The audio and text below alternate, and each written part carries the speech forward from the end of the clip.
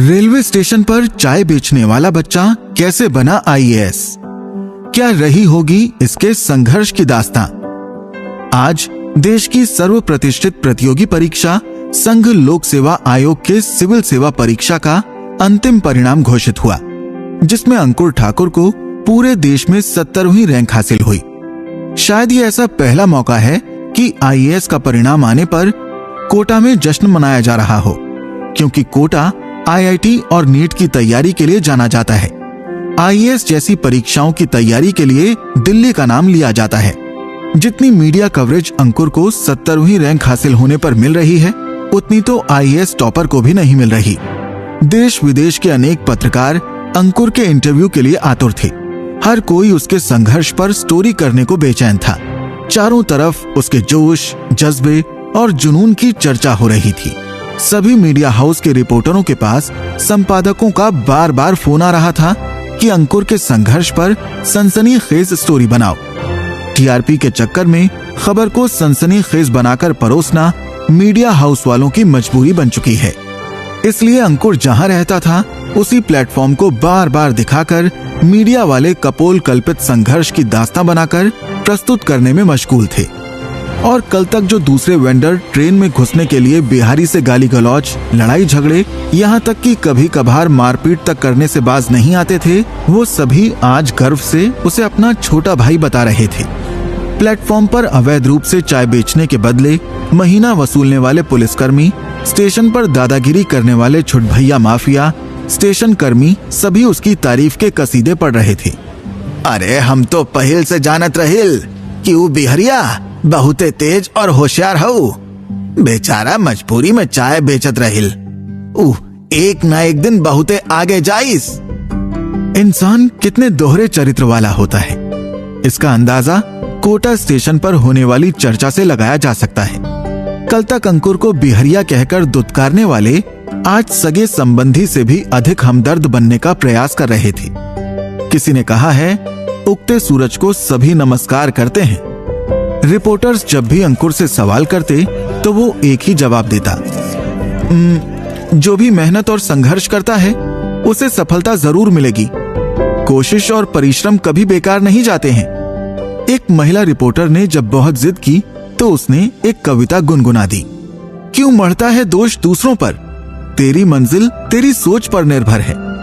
सिर्फ चाहत से कुछ नहीं मिलता दोस्त, तेरी उड़ान की ऊंचाई तेरे जुनून पर निर्भर है।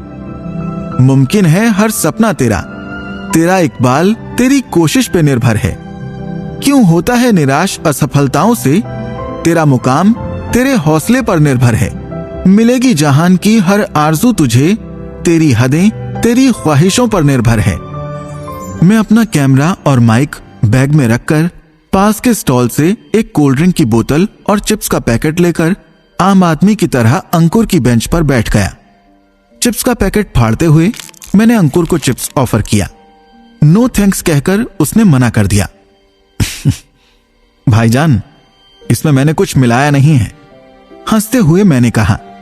हल्की सी मुस्कान के साथ अपना चेहरा मेरी ओर करते हुए कहा, बड़े भाई, मैंने इस प्लेटफॉर्म और ट्रेनों के साथ 8 साल गुजारे हैं। आदमी का चेहरा देखकर समझ जाता हूं कि उसकी मंशा क्या है। मेरे विचार से सीखने और अनुभव के लिए रेलवे स्टेशन और ट्रेन दुनिया की सबसे बेहतरीन पाठशाला है। यहां अच्छे से अच्छे और बुरे से बुरे सभी तरह के लोग आते हैं। दुनिया के सभी बुरे काम यहां होते हैं। कुछ लोग यहां सहयोगी किस्म के, तो कुछ आपके इमोशन से खिलवाड़ कर नुकसान पहुंचाने वाले मिलेंगे। कुछ मौका मिलते ही आपकी पॉकेट से पर्स गायब कर देंगे, तो कुछ आपका विश्वास जीतकर जहर देकर पूरा सामान लेकर ही चंपत हो जाते हैं। स्टेशन बहुतों के लिए अर्निंग का, अपनी जिंदगी चलाने का एक सोर्स है। कुछ की जिंदगी के सफर का आरंभ और अंत दोनों स्टेशन पर ही होता है। स्टेशन पर चोरी से लेकर स्मगलिंग, देह व्यापार, भीख मांगना, पॉकेटमारी, नशे की तस्करी और ना जाने कौन कौन से कुकर्म होते हैं। स्टेशन की जिंदगी बड़ी अजीब होती है। उसकी बातें मेरी जिज्ञासा को बढ़ा रही थी। मैंने दाहिना हाथ उसकी ओर बढ़ाते हुए कहा, I am Dev from freelance media. मुस्कुराते हुए उसने हाथ मिलाया। अंकुर, मैं अंकुर ठाकुर। लेकिन पूरा प्लेटफॉर्म मुझे बिहारी चाय वाले के नाम से जानता है। उसके बाद मैं प्लेटफॉर्म पर चाय बेचने से आईएएस बनने तक की अबूझ कहानी को समझता रहा। अरे सुनत हूँ अंकुरवा के माई, हमार अंकुरवा था मैट्रिक में जिला में अव्वल नंबर पाउले बा। कहते हुए गर्व और प्रसन्नता से पिताजी ने घर में कदम रखा। ई पानी पियल जाई, कहते हुए माँ ने लोटा और गिलास चौकी पर रख दिया। ई मिठाई पूरे गांव में बांट दिया। कहते हुए पिताजी ने 5 किलो लड्डू माँ को पकड़ाए।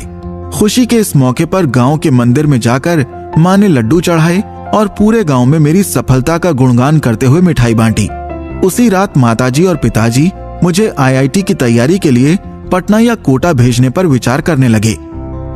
कोचिंग के भारी भरकम फीस कहाँ से लियावल जाई? चिंतित स्वर में माँ ने बापू से पूछा। बापू ने कहा, चिंता मत कर, कौनो न कौनो उपाय निकल ही जाई। सबके मालिक है ऊपर वाला, हम लोगन तो खिलौना मात्र हई। नहीं तो जमीन बेच देव, अंकुरवा इंजीनियर बन जाई, तब फिर वो खरीद लेब।